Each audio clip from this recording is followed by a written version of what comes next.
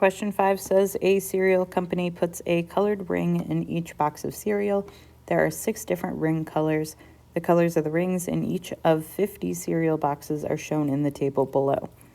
Based on the data, what is the probability that the next cereal box will contain a blue or yellow ring?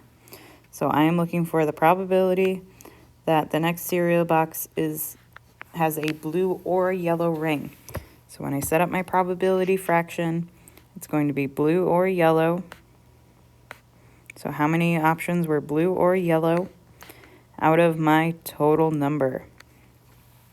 So here I see that there were 15 blue rings and there were 5 yellow rings. 15 plus 5 gives us 20. And then on the bottom, our total number of rings. They did tell us in the problem that they tested 50 cereal boxes, but if you were to add all of those numbers up, you should also get 50. So we've got 20 out of 50 as our probability.